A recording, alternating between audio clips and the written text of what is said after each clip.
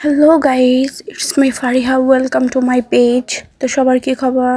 এই তো আজকে দেখতে দেখতে নতুন একটা ভিডিও নিয়ে আসলাম। তো আজকে আম্মু বলতেছিল যে চলো নানু বাসায় যাওয়া যাক। তো এই তো যেই ভাবা সেই কাজ করা। তো সাথে সাথেই আমি ড্রেসটা বের করে নিলাম। আম্মু বলতেছে যেহেতু নানা ভাই অসুস্থ, তোমারও এক্সাম শেষ, চলো বাসায় বসেও ভালো লাগে না, বোরিং লাগে সারাক্ষণ বাসায়। তো এই তো ভাবা আর কাজ করা একসাথেই। তো ড্রেসটা বের করে নিয়ে একটু রেডি হব, যেহেতু নানু বাসায় যাবো, অনেক গরম। তো ভাবলাম যে নর্মাল একটা সিম্পল ড্রেস পরা যাক, যাতে কমফোর্ট ফিল হয়। তো সাজবো না, সিম্পল একটা লুক দিব। তো এই তো সব কিছু একসাথে বের করে নিয়েছি। তো আজকে কিন্তু অনেক গরম, আর এটা হচ্ছে লাস্ট গরম মনে হয়, অনেক গরম পড়তেছে। এই তো আমি দেখতে দেখতে রেডি হয়ে গেলাম। তো এই তো একটুও সাজি নাই, তো হালকা একটু করে টাচ আপ দিয়ে বের হয়ে যায় বাসার। আম্মু বলতেছে বাসার গেট তুমি লাগাই নাও। তো তালা নাকি আম্মু ভয় পায়, দিতে পারে না, বলে যে তুমি সেফটির জন্য তুমি দাও, তারপর আমি চেক করতেছি। তো এই তো তারপর এখানে একটু স্ন্যাপ নিচ্ছিলাম, তারপর বের হয়ে গিয়ে তালা লাগানোর জন্য দাঁড়িয়েছিলাম। নানা ভাই অসুস্থ, তো নানা ভাইকে দেখতে যাব, তার জন্যই আর কি যাওয়া। তো সবাই আমার নানার জন্য দোয়া করবেন অনেক অনেক। তো এই তো আমি রেডি হয়ে গেলাম। তো আমার ভাই বলতেছে আপনি দাও, ভিডিওটা করে দেই আমি। তো ও ছোটো মানুষ, তো ওই ভিডিওটা করে দিয়েছে। তো কেমন হয়েছে কমেন্টস করে জানাবেন আপনারা। তো এই তো এখানে আরেকটু ঢং করতেছিলাম, আর এখানে পাশে আমার জেঠি ছিল, দাঁড়ায় ওরা দেখতেছিলাম ভিডিও ঢং করতেছি ভিডিও করে করে।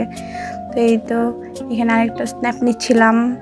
তো হাতের নেলস অনেক বড় হয়েছে, নেল পলিশ দিলে খুব ভালো লাগতো। তো এই তো বাসার সামনে একটা এরকম ধান ক্ষেত পড়ে, দেখেন ভিউটা কত সুন্দর লাগতেছে।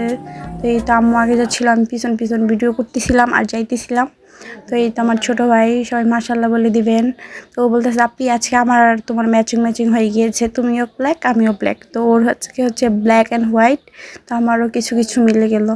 তো এই তো দেখতে দেখতে রাস্তার এখানে এসে আমরা দাঁড়াই। তো আম্মু আমাদের সাথে ম্যাচিং হয়নি আজকে।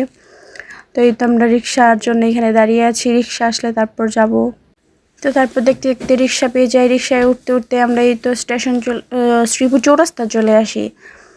স্টেশনে এসে এখান থেকে একটা রিক্সা নিয়ে একদম চৌরাস্তা আসি। তো চৌরাস্তা আসার পর দেখে এত জ্যাম, এখানে কি একটা অবস্থা। তো আস্তে আস্তে আমাদের রাত হয়ে গিয়েছিল, মানে মাগরিবের আজান দিয়ে দিয়েছিল। এই তো আমার প্রাণপ্রিয় স্কুল, যে স্কুল আমি 2020 সাল থেকে 2023 সাল পর্যন্ত পড়েছি। তো পরের দিন নানু বাসায় বিকালবেলা অনেক রোদ ছিল, তো রোদের মধ্যে দেখে আইসক্রিমওয়ালা আসলো। তো এই আইসক্রিমওয়ালা আমার আইসক্রিমগুলো মোটামুটি ভালোই ছিল খেতে।